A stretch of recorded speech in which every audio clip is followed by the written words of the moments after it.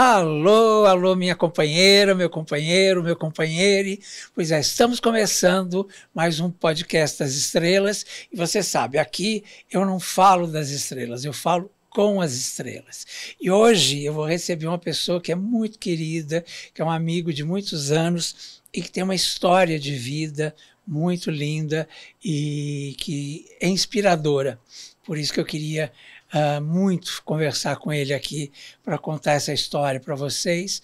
E é uma história que resultou em muitas vidas bem-sucedidas, que eu tenho certeza que serão muito bem-sucedidas. Vocês vão entender daqui a pouquinho o que eu estou falando. Estou falando do Francisco Borges, que é um querido jornalista, meu amigo, e que tem uma história, uma trajetória incrível. Eu queria que vocês acompanhassem todinha ela para vocês entenderem a beleza dessa história. Bom, primeiro prazer, uma honra poder te receber aqui. E eu queria dizer o seguinte, você teve um começo de vida muito difícil. Queria que você falasse um pouquinho sobre esse começo de vida, que eu acho que isso explica muita coisa. Aos 3 anos, é isso mesmo? Você foi deixado no bairro do Pacaembu, foi abandonado. Como foi isso? Assim, quem te encontrou? Como aconteceu? Sim, Leão, olha, aos 3 anos de idade, a minha mãe me chamou para comprar balas e falou, olha, você fica sentado aqui nessa escada que a mãe vai comprar bala e daqui a pouco a mãe volta. Aí começou a entardecer, anoitecer e minha mãe não voltou. Ela me deixou ali, sentado, até que eu fui acolhido pela polícia. Isso foi no ano de 81. Hoje eu tenho 45 anos. Então, no ano de 1981, eu lembro que tinha um carro de polícia branco, preto e vermelho, que as pessoas chamavam de baratinha. Sei. Os policiais me acolheram, me levaram assim para comer um cachorro quente, e depois tudo se apaga da minha mente e eu me reconheço no lugar que se chamava FEBEM, na antiga FEBEM. Que depois virou Fundação Casa. Fundação Casa e toda essa sequência. E eu fui levado para a FEBEM aos 3 anos de idade, quando ali era acolhido crianças pequenas, maiores, e até completar 18 anos. E ali eu fiquei até os meus 5 para 6 anos, quando fui adotado por um casal que não podia ter filhos, um casal que queria viver a maternidade, e eu tive a oportunidade de me tornar filho pela primeira vez. Sim. Eu falo pela primeira vez porque foi a primeira vez conscientemente que eu entendi o que era ter uma mãe, o que era ter um pai, pessoas que me amavam. Assim. Agora, porque é uma vivência difícil, né? Só de você contar eu já me emociono aqui. Uma criança de 3 anos que vai para um lugar desse, que por melhor que queira acolher, é um lugar frio. Frio. Né? Como foram esses 3 anos vivendo assim? Às vezes a gente acha que criança não tem lembrança dos seus primeiros anos, dos 3, 4 primeiros anos. E eu me lembro de alguns trechos. Eu lembro que ali na instituição tinha uma árvore de jabuticaba, uma jabuticabeira frondosa, bonita, sabe? E todo sábado as crianças recebiam visitas. Naquela época, a FEBEM também acolhia crianças que, mesmo os pais tinham algum problema, não era só porque estava abandonado ou porque tinha alguma situação a ser resolvida, mas às vezes a família não podia criar e ficava ali por um tempo. O tempo poderia ser 5 meses, 6 meses, 2, 3 meses, e essas famílias iam, muitas delas, visitar as crianças. E foi com os meus 4 para 5 anos que eu comecei a me questionar, assim, por que algumas crianças recebem visitas e outras não? E nesses sábados que eu não tinha visita, eu ficava debaixo daquela jabuticabeira e tenho esses lances de lembranças, sabe? Eu tenho a sorte de ter marcas em mim desse período, eu não vou chamar de positivas, mas não são tão dolorosas. Mas foi ali que eu tive o meu primeiro perguntar. Por que para algumas pessoas a vida é um pouco mais simples e para outras existem alguns percalços que não precisa ser permanente, mas que às vezes aparece tão próximo da gente, né? Talvez foi a primeira vez que eu olhei para a vida com esse olhar. E como foram esse casal que te acolheu? aos 6 anos. Como foi? Você lembra como você foi escolhido?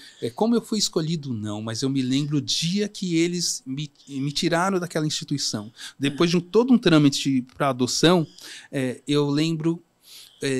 tinha um ônibus elétrico meio arredondado, lembro disso. Bege, verde, passava pela Paulista, e eu me lembro o dia que eu saí da instituição, eu estava com a minha mãe e uma pessoa nos deu lugar para eu sentar no colo da minha mãe e naquele ônibus. E aquela janelinha pequena que na minha mente vem assim, eu enxergando o MASP pela primeira vez, e naquele dia eu chorava, sabe?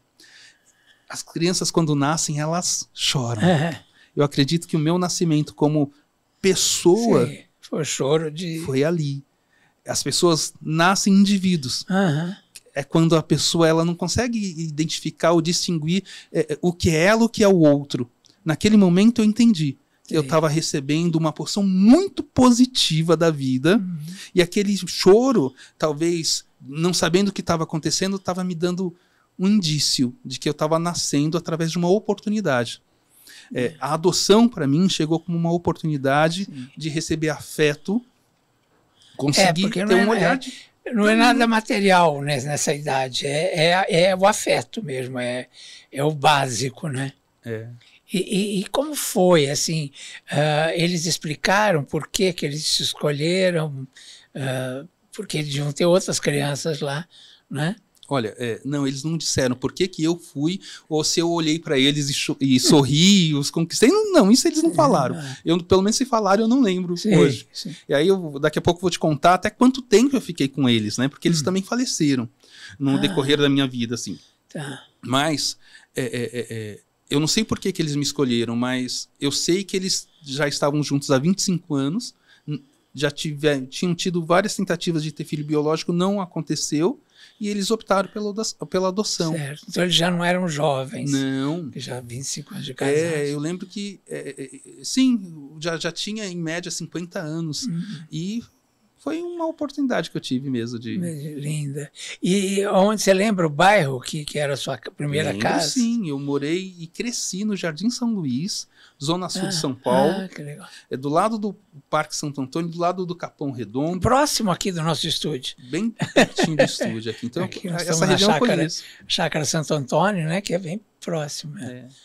Aliás, a gente faz um retorno ali.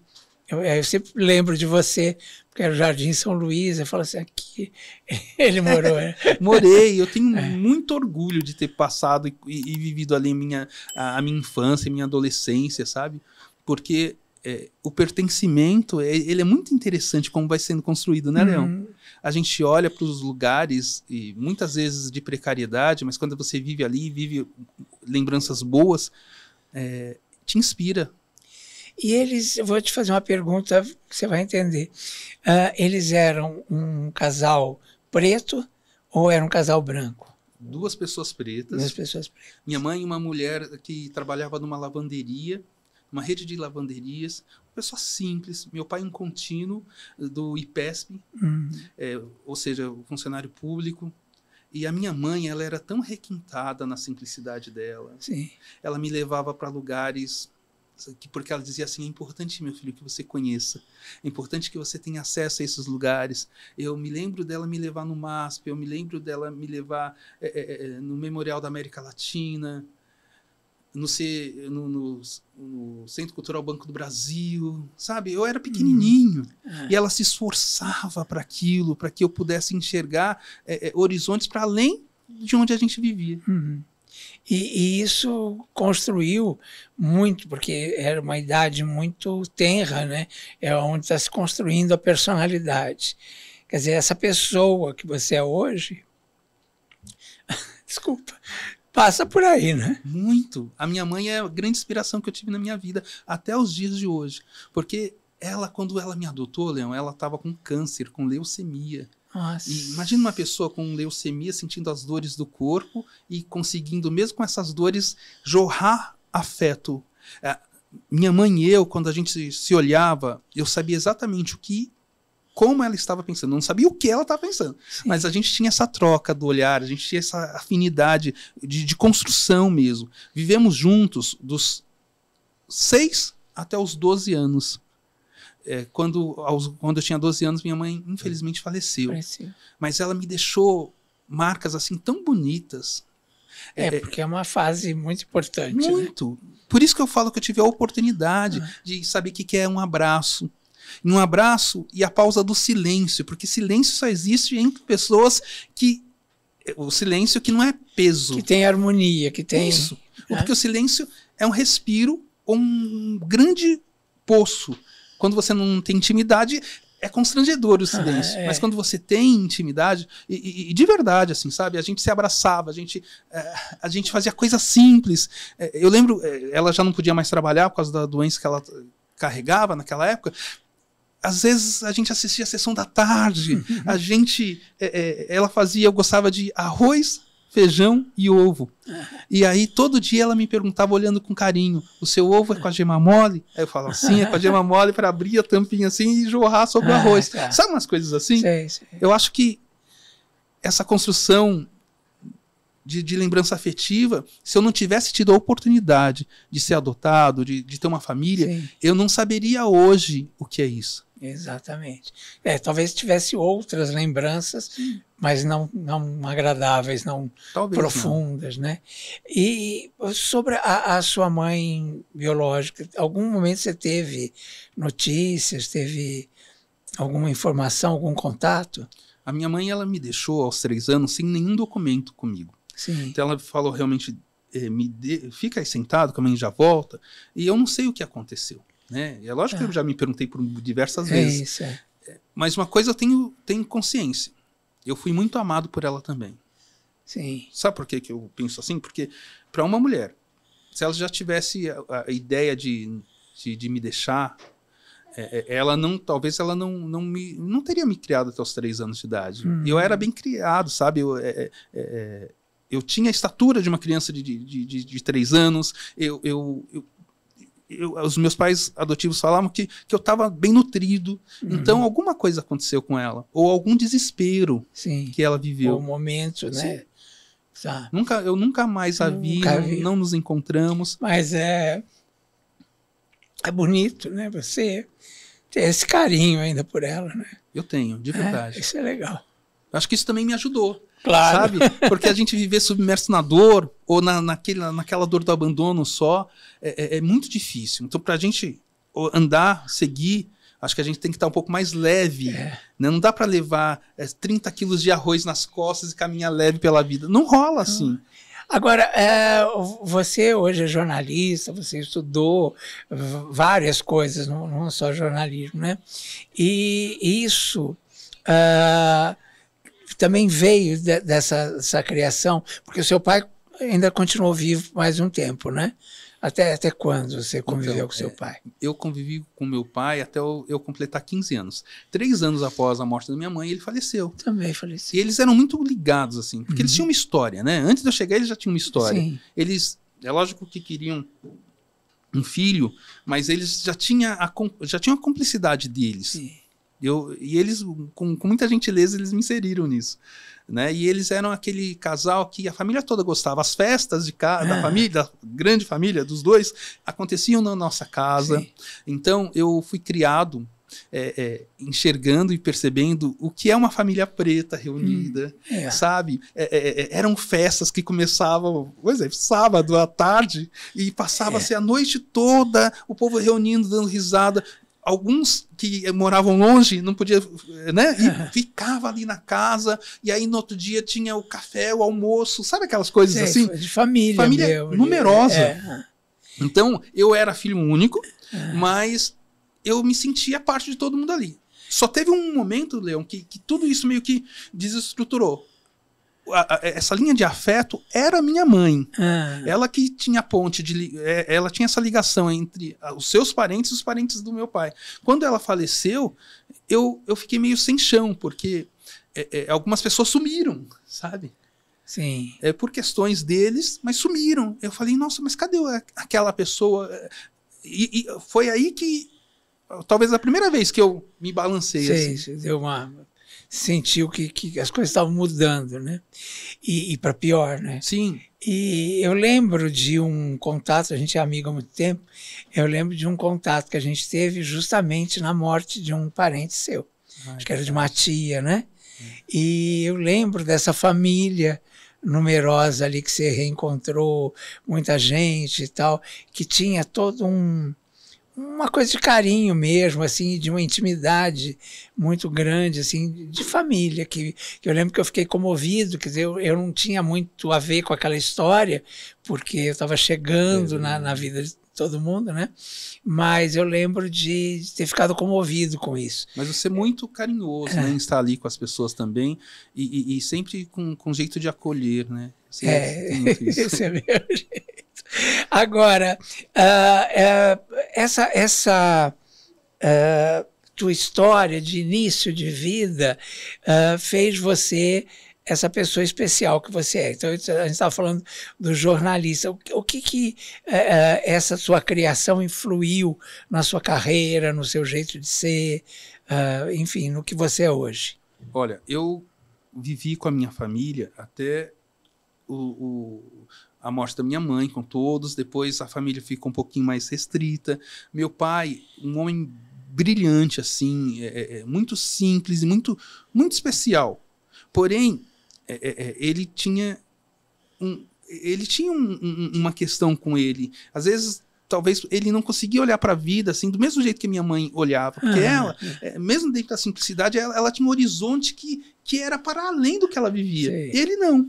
Então, ele tinha algumas dores. Por exemplo, ele entrou no IPESP como contínuo e passou 27 anos ali e saiu como contínuo. Talvez ele tinha outros sonhos. Sim. Enquanto minha mãe me estimulava, sabe, para conhecer coisas novas e dizia que eu podia, tudo aquilo que eu acreditasse e me empenhasse para viver, Você ia conseguir. ele também me ensinava isso, só que ele me ensinava do jeito dele. Sabe aquela coisa da busca da estabilidade? Sim. Então ele me ensinou a ter os pés no chão. E minha mãe me ensinou a abrir a voar, janela, né? E pelo menos olhar para fora e observar os carros passando, assim. Sim. Eu fui estudar, eu fui buscar, eu fui aprender as coisas na minha vida, porque eu tenho até hoje essa necessidade. Hoje eu estou no último ano do curso de Direito, pela FMU, né? Então eu estou me formando daqui um ano, né? No curso de Direito.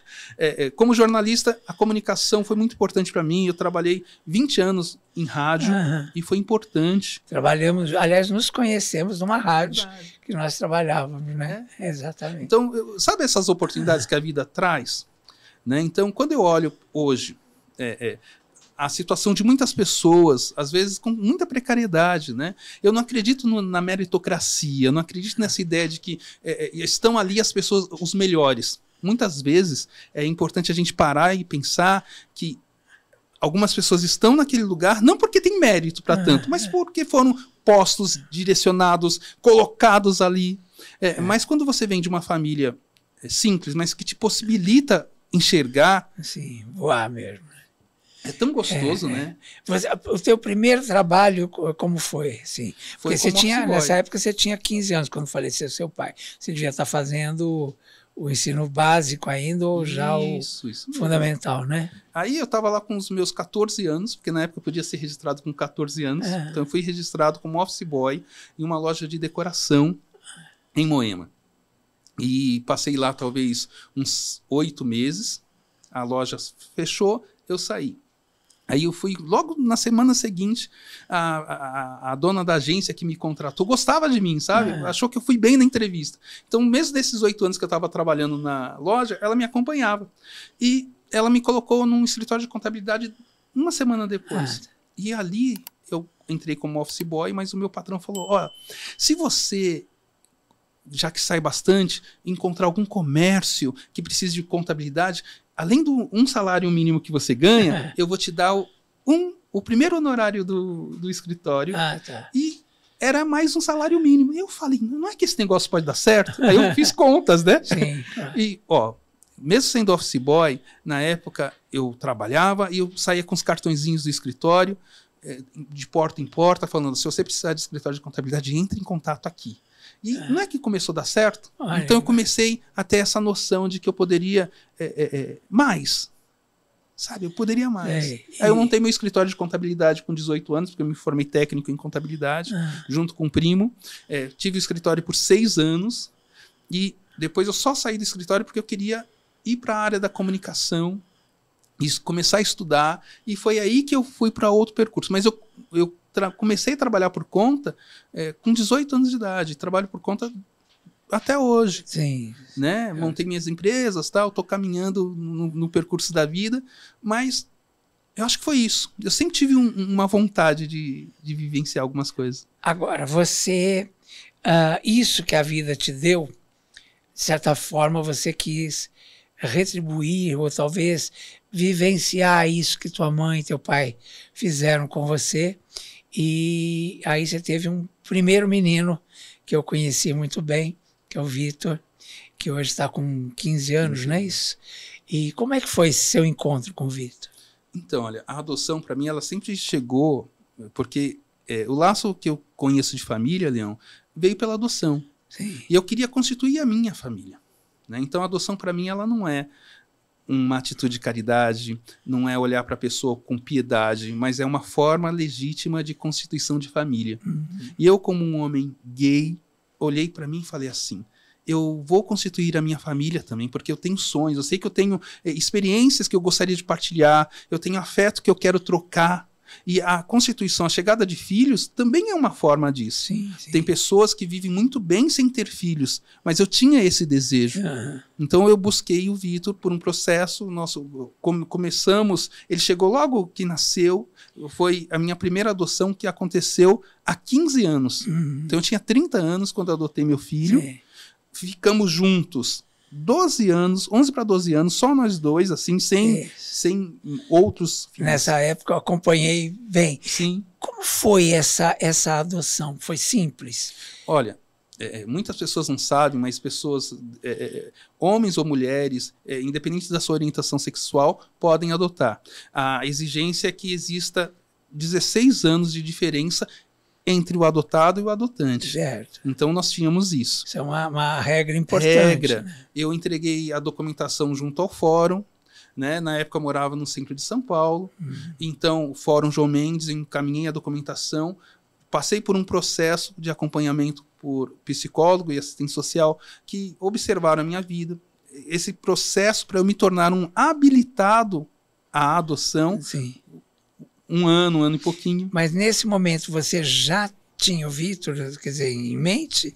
Ou você nem o conhecia? Não, ainda? eu não conheci o Vitor. Tá. Né? O que aconteceu foi que eu me habilitei e aí eu pude ter meu filho. Tá. E quanto tempo durou esse período aí, essa habilitação, vamos dizer? 1 ano e 8 meses, mais ou menos. Puxada. Mas eu acho que é muito importante esse período, porque é um período que você, como ser humano, você também vai amadurecendo. Entendendo que a adoção, de fato, ela pode é um ato de amor, mas da mesma maneira que muitas mães e pais, ao saberem que estão grávidos, não começam a amar o seu filho naquele instante, mas começam a amar com a permanência, com o olhar, com a convivência, a adoção também é assim. Sim. No meu caso, foi uma forma de iniciar a minha família, já que os meus pais, tanto minha mãe adotiva quanto meu pai adotivo, já tinham falecido. E o Vitor chegou como, eu digo que é a minha primeira experiência de amor como pai, assim. Agora, eu acompanhei bem e sei como essa experiência é linda. Agora, e por isso hoje ele está aqui, porque eu acompanhei esse período todo de muito amor, né? E muito interessante, assim, de que você tentou passar aquelas coisas que você falou da sua mãe com você, né, de mostrar novos horizontes, de abrir as janelas e tal. Eu acho que você fez isso com o Vitor, imagino que faça, mas nós vamos contar depois a continuação da história. Mas muita gente reclama, diz assim, adotar no Brasil é muito difícil, por isso que eu desisti e tal. Ao contrário, né? Você fala de um jeito que incentiva as pessoas a adotarem, porque é um período realmente, assim, quase uma gestação mesmo, né? Ou até mais. Ou até mais que isso, né? Porque é um amor muito genuíno, né? Às vezes a pessoa engravida e nem quer ter o filho, né? E no caso, não, é um desejo primeiro, né, de ser pai, para depois vir esse filho, né? Então é um acolhimento, um pré-acolhimento, né? Verdade, que é muito legal isso. E esses 1 ano e 8 meses, quer dizer, passaram, assim, eu imagino que foi... Quando a gente está vivendo a situação, não é tão simples assim, a gente sabe que demora, mas é um processo de amadurecimento que a gente precisa ter. Porque muitas vezes a gente entra nesse ambiente da adoção entendendo que eu vou moldar aquela criança ou aquele adolescente à minha maneira. Por isso a maioria das pessoas optam por crianças menores. Eu optei por criança menor porque eu gostaria de vivenciar aqueles primeiros momentos. Mas eu sabia também que... sendo pequeno ou maior, o afeto poderia acontecer. E eu sempre me questionei assim, se uma pessoa, em média, vive 70, 80, 90 anos, por que a gente vai olhar para uma criança ou um adolescente entendendo que ele não pode ressignificar as dores que ele traz com ele? Sim. Não é? Eu acho que é injusto a gente olhar para uma pessoa e achar que, pelo fato de ter alguns anos de vida, ela não pode também receber afeto, entregar afeto e fazer parte de uma família. Claro, em um momento você pensou nessa coisa da idade, né? Na verdade, o Vitor veio pequenininho porque aconteceu dele ser pequenininho. Então. E eu acompanhei, acho que durante uns 3 anos, né, que a gente esteve muito próximo, o afeto, esse carinho que você deu pelo Vitor. Estou vendo hoje aqui o Vitor, que está um rapaz lindo, inteligente e solto, que ele era tímido, né? Então... quer dizer, aí eu perdi um pouco o bonde da história, né? Mas eu estou vendo que essa família cresceu muito. Como é que foi o seu próximo passo depois do Vitor? Olha, foi um passo de amadurecimento. Então, ficamos 12 anos, Vitor e eu, como instituição de família, como, né, convivendo juntos. E eu lembro que uma vez eu estava subindo ali a Consolação, na Rua Augusta, próximo da sua casa, ali, perto do Parque Augusta, e eu falei pela primeira vez com o Vitor, eu estou pensando em aumentar a nossa família, o que você acha? A gente estava andando sentido paulista. Sim. E naquele primeiro momento ele foi totalmente negativo a isso, né? Porque ele falou, não, eu não quero, eu não acho que seja bom, eu não acho que seja legal. E quando ele falou isso, eu entendi que ele não estava preparado para esse assunto. E o que eu fiz? Eu dei o tempo para ele e só voltei a falar sobre isso depois de 2 a 3 meses.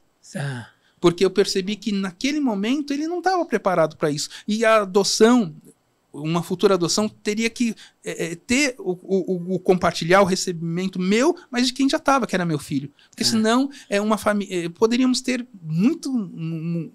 muitos entraves. E aí, depois de 3, 4 meses, ele estava preparado, Leão. E a gente bateu um papo, ele se abriu mais, e eu mostrei para ele que ele não iria perder, que ele iria ganhar, claro.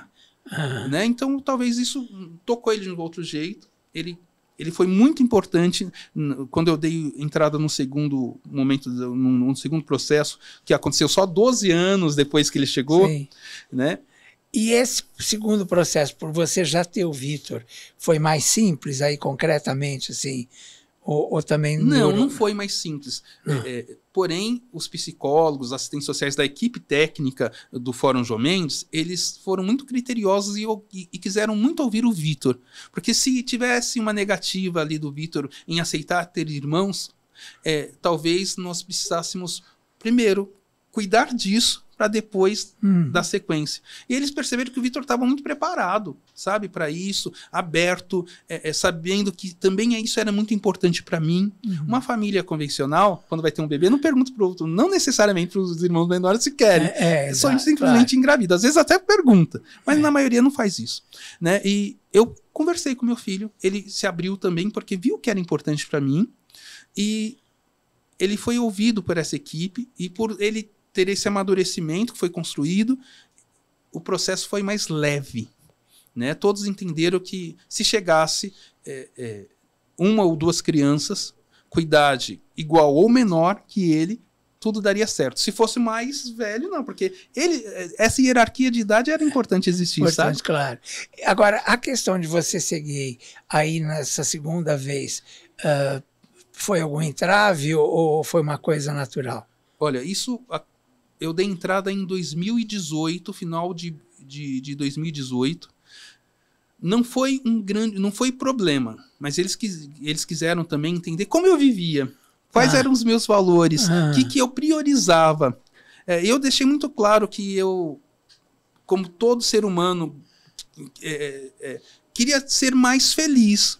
Que eu gostava assim de viajar, eu gostava de me divertir, mas eu também priorizava a questão da família. Porque cada pessoa olha de um jeito, né? E eu sempre olhei assim, puxa, é tão gostoso você poder partilhar com uma criança ou um adolescente experiências assim que... quando você tem dentro da sua casa é diferente do que tomar o café da manhã numa mesa com bom, mais né? crianças. É bom demais, né?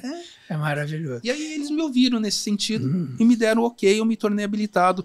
Entrei em novembro de 2018 e me habilitei mais ou menos no final de 2019. Mas o que eu estou vendo aqui hoje é um resultado muito diferente desse.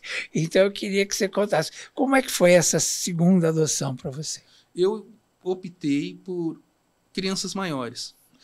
Então, eu pensei na possibilidade de serem irmãos. Muitas pessoas querem adotar, mas não aceitam irmãos e não aceitam crianças maiores. Você já foi em busca disso? Fui com esse propósito. Tá. E chegou para mim a oportunidade de conhecer o Michael, na época com 8 anos de idade, e o Gabriel, com 12 anos de idade, irmãos biológicos que viveram fragilidades dentro da estrutura de família que eles tinham, foram recolhidos, abrigados, e a família perdeu o poder de família que eles tinham.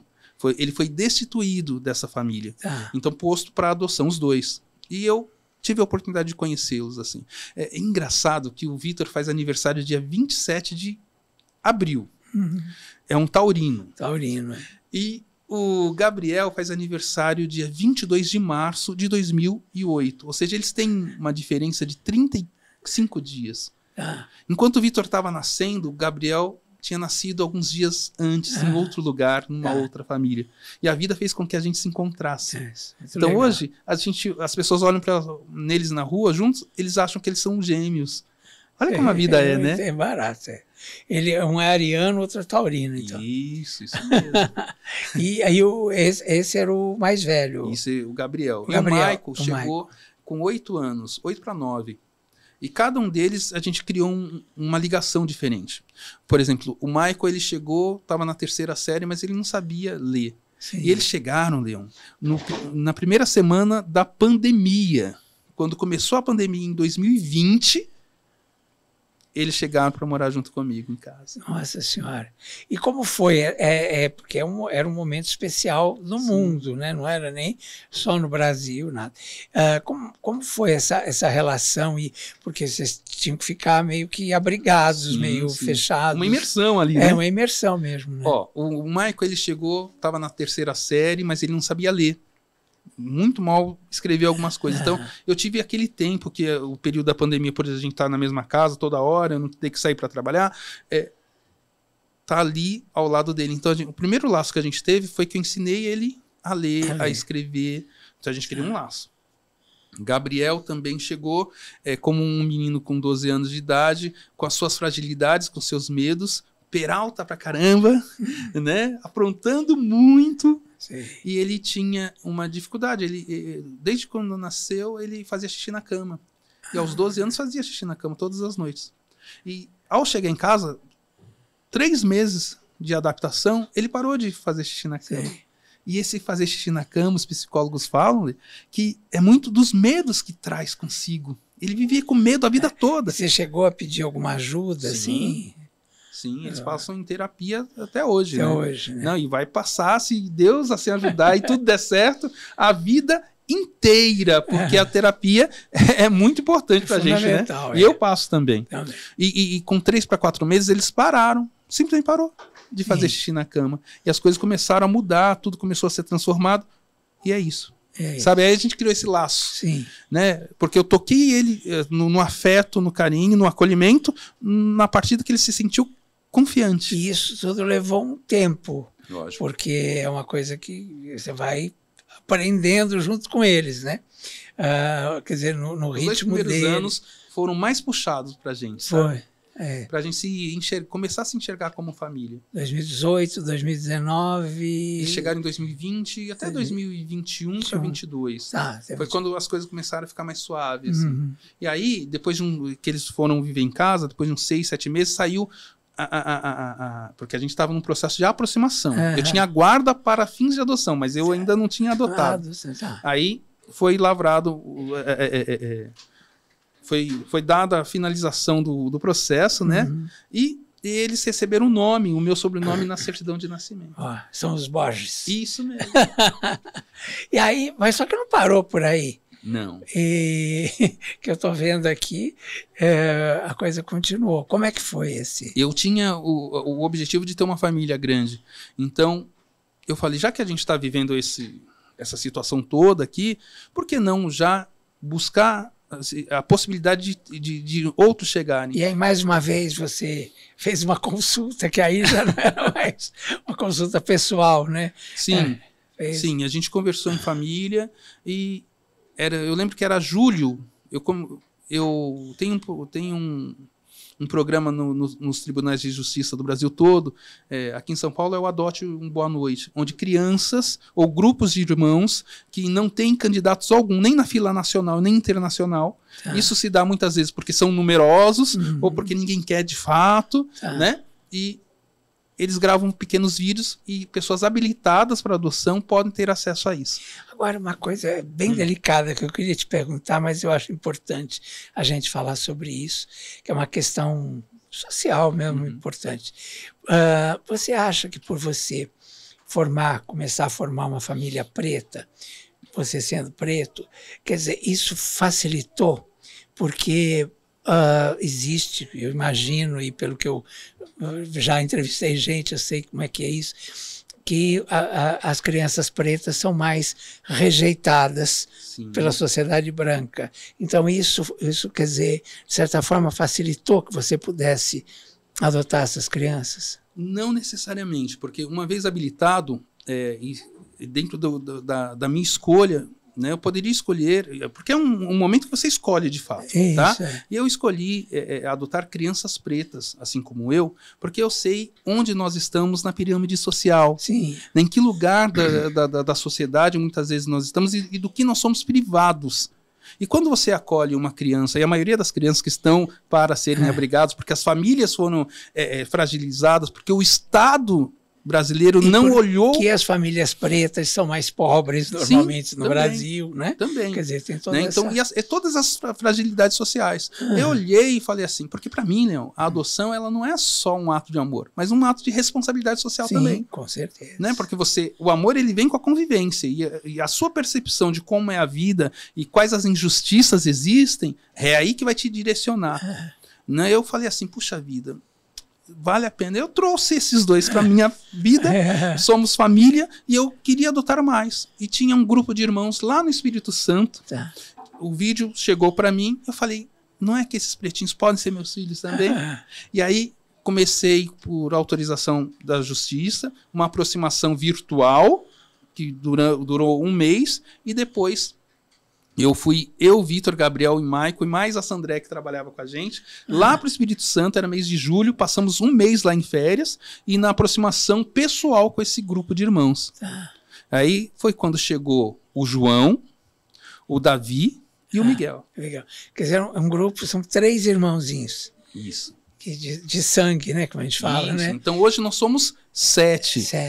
Eu tenho 6 filhos vindos da adoção. Gente, e a gente colocou essa questão da família preta, e isso eu sei que você, porque eu te acompanho, eu sei como você tem orgulho disso, e tem lá na sua sala uma foto da Marielle, né? Enfim, várias pessoas, figuras importantes da cultura preta. E vocês discutem isso? Vocês falam sobre isso? A gente fala. A gente fala sobre raça, a gente fala sobre classe e sobre gênero. Em especial, raça, gênero e classe. Mas de um jeito leve, gostoso, sim, claro, mas que a gente fala sobre isso. Porque, Leão, olha, enquanto existia um patriarcado estruturado ali, onde a figura masculina tem que estar presente acima, onde saberes têm que ser eurocêntricos, sabe? Onde o conhecimento intrínseco é desvalorizado, tudo isso não rola. E é muito importante a gente olhar também, entender que quanto mais clara a cor da sua pele, mais facilidade você tem para entrar em alguns lugares. Porém, o racismo toca pessoas pardas e pessoas pretas. Hoje o IBGE ele traz a sociedade brasileira composta por 56% de pessoas negras. E dentro das pessoas negras, desse grupo, estão os pardos e os pretos. Porque antes se dividia, né? Aí houve uma questão mesmo assim, todo mundo vai assumir que é preto, porque era uma mentira aquilo, né? Pardo, o que é pardo, né? Era uma coisa meio absurda, né? Desde o livro, né, Casagrande Senzala, que a gente já tem que se questionar que a miscigenação no Brasil ela não foi dada com flores, foi muito fruto de estupro de mulheres indígenas, de mulheres negras, né? Muita coisa aconteceu. Agora, outra coisa importante que eu acho que você também deve colocar, como é essa relação, por você ser homossexual, como é essa relação com eles? Isso é aberto, é discutido, é colocado de alguma forma para eles? É falado, é discutido e é leve. Porque a orientação pessoal de uma pessoa, ela não precisa ser o marco da vida dessa pessoa. É uma pauta muito importante de quem ela é. Sim. Mas nós somos múltiplos, eu pelo menos acho isso, né? Múltiplos em habilidades. Sim, claro. Não é? E não se diz isso.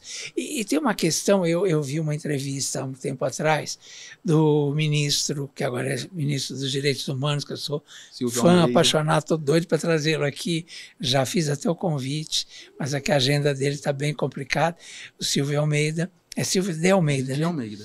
E ele dizendo que quando ele saía, quando ele era menino, que a mãe dele chamava e dizia, leva documento no bolso. Porque a polícia, porque a gente é preto e a polícia para, e é diferente e tal. Aquilo me tocou de um jeito, porque eu falei, gente, nós brancos não temos o direito de falar sobre a questão racial, porque a gente não tem a vivência, né? Ele, por exemplo, ele falou de um jeito tão verdadeiro aquilo que eu me toquei, porque ele é um homem, né, um advogado, um cara, né, bem posto na vida, quer dizer, ele falou com uma simplicidade aquilo e com uma verdade que me tocou muito. Porque essa questão existe, infelizmente, no Brasil, porque o preconceito é velado, é uma falsidade, né, social, e você lida isso com eles também? Constantemente, Leão. Nós tomamos uma decisão, eu tomei uma decisão que envolveu todos os meus filhos, né? A gente mantém o nosso apartamento em São Paulo, mas a gente decidiu viver... aquele que eu conheço? Aquele, isso mesmo. A gente tem um apartamento, hoje mesmo a gente estava lá, né? Mas a gente decidiu viver num lugar mais tranquilo, pelo menos aparentemente mais tranquilo. Nós moramos hoje na Serra da Mantiqueira,